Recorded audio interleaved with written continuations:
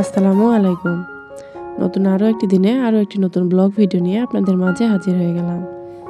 দেশ এবং দেশের বাইরে, কাছে বা দূরে যেখান থেকে বসে আজকের এই ভিডিওটি দেখছেন, আশা করছি সবাই ভালো আছেন। আলহামদুলিল্লাহ, আমরাও বেশ ভালো আছি। তো আজকের ভিডিওটা বেডরুম থেকে শুরু করেছি। তো এই তো এখানে হচ্ছে আমি ঘর গুছিয়ে নিচ্ছি। বেডরুমটা খাটটা আগে মুছে নিয়েছি, তারপর হচ্ছে আমার যে ড্রেসিং টেবিলটা আছে, তো এটাও একটু মুছে নিচ্ছি। তো প্রায় প্রতিদিনই এই কাজগুলো করতে হয়। প্রতিদিন না মুছলে কিন্তু অনেকটা হচ্ছে ময়লা জমে যায়। আর প্রতি মাসে তো একবার করে ডিপ ক্লিনিং করতেই হয়। তো যাই হোক, এখানে হচ্ছে আগে আমি মুছে নিচ্ছিলাম। মুছে নিয়ে তারপর এই তো এখানে বেডটাও আমি সুন্দর করে গুছিয়ে নিয়েছি। এখন যেহেতু শীতকাল, তো বেডের উপরে লেপ, কাঁথা, কম্বল এগুলো তো থাকবেই। তো যাই হোক, লেপটাও খুব সুন্দর করে গুছিয়ে নিয়ে তারপর বেডরুমটা গুছিয়ে নিয়েছি। এখন হচ্ছে রুমটা ঝাড়ু দিয়ে নিব। তো আজকে সকালে নাস্তা অফ ক্যামেরাতেই করে নিয়েছি। সে নাস্তার আর ভিডিও শেয়ার করা হয়নি। তো রুম থেকেই হচ্ছে আজকে ভিডিওটা শেয়ার করছি। তো এখানে বেডরুমটা আমি ঝাড়ু দিয়ে নিব, নিয়ে রুমটা গুছিয়ে নিয়ে তারপর হচ্ছে রান্নাঘরে চলে যাব। মানে আজকে দুপুরে হচ্ছে কি রান্না করব সেটা আপনাদের সাথে শেয়ার করব। তো এদিক থেকে আগে বেডরুমটা গুছিয়ে নিচ্ছি। তো রুম গুছানো থাকলে মনে হয় যেন অনেকটা কাজ কমে গিয়েছে।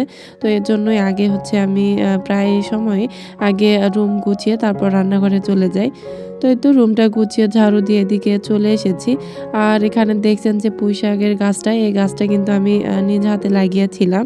এর আগে প্রথমে টবে লাগিয়েছিলাম, তো আপনাদের দেখিয়েছিলাম। এরপর হচ্ছে টব থেকে উঠিয়ে মাটিতে লাগিয়ে দিয়েছি। তো আর এখানে খুবই সুন্দর কিন্তু পুঁইশাক হয়েছে। তো অনেকগুলো লতা এখানে বের হয়েছে। তো ভাবলাম যে নিজের হাতে লাগানো গাছ থেকে আজকে পুঁইশাক তুলে রান্না করব।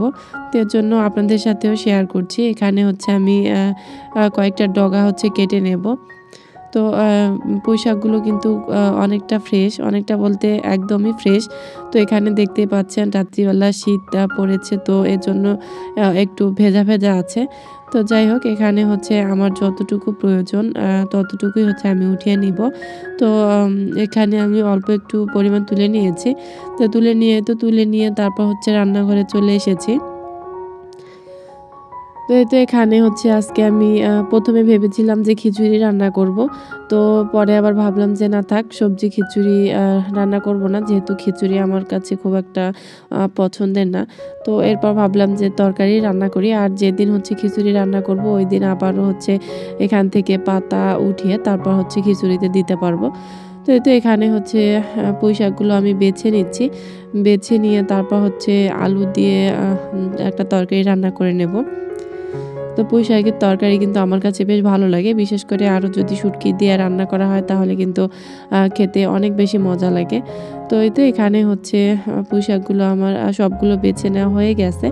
এখন হচ্ছে পুঁইশাকগুলো আমি সুন্দর করে ধুয়ে নেব। তো এই তো এখানে আমি ২টা বোল নিয়েছি। ২টা বোলে তারপর হচ্ছে পুঁইশাকগুলো পানিতে দিয়েও রেখেছিলাম। এখন হচ্ছে সুন্দর করে পুঁইশাকগুলো আমি ধুয়ে নিচ্ছি। আর অফ ক্যামেরায় কিন্তু হচ্ছে যা যা প্রয়োজন হয় আজকে রান্না করার জন্য আলু, পেঁয়াজ, মরিচ সব কিছু আমি কেটে রেডি করে নিয়েছি। এরপর হচ্ছে রান্নাটা করব।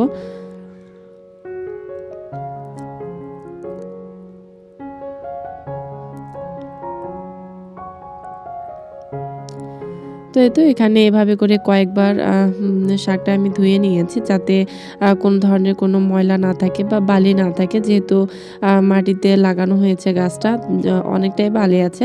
তো এর জন্য খুব সুন্দর করে হচ্ছে পরিষ্কার করে নিয়েছি। আর অফ ক্যামেরা এই তো এদিক থেকে রান্নার জন্য আমি আলুটা কষিয়েও নিয়েছি।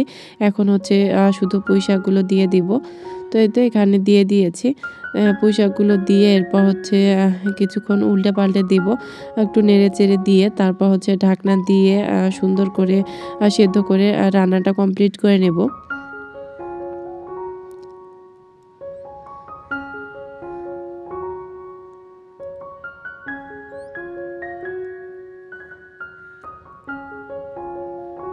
পুরো রান্নাটা আর আপনাদের সাথে শেয়ার করা হয়নি, একটুখানি শুধু শেয়ার করা হয়েছে।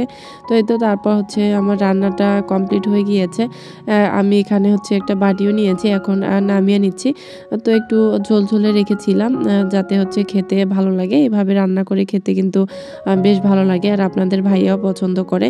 তো এই তো এখানে একটু ঝোল রেখে তারপর হচ্ছে রান্নাটা আমি করে নিয়েছি। তো এই তো এখানে হচ্ছে পুঁইশাক আর আলু দিয়ে একটা তরকারি রান্না করা হয়ে গিয়েছে। আর এখন হচ্ছে আমি অফ ক্যামেরায় ডাল বসিয়ে দিব। দিয়ে ডালটা হচ্ছে রান্না করে নিব। আপনাদের ভাইয়া হচ্ছে ডাল ছাড়া একদমই ভাত খেতে পারে না। তো প্রতিদিনই তার খাওয়ার সময় ডাল প্রয়োজন হয়। তো এজন্য আমি প্রায় দিনই ডাল রান্না করে ফ্রিজে রাখি। এরপর ওর প্রয়োজন অনুযায়ী হচ্ছে গরম করে দিই। যখন খেতে ইচ্ছা করে তখনই খায় আরকি। তো এই তো এখানে হচ্ছে আমি ডালটাও রান্না করে নিয়েছি। অফ ক্যামেরায় ডালটা নামিয়ে নিয়েছি। আর এখন হচ্ছে মুরগির মাংস অফ ক্যামেরায় রান্না করে নিয়েছি। সেটাও আমার হয়ে গিয়েছে। তো নামিয়ে নেব। তো এই ছিল আমার আজকে দুপুরের রান্নাবান্না।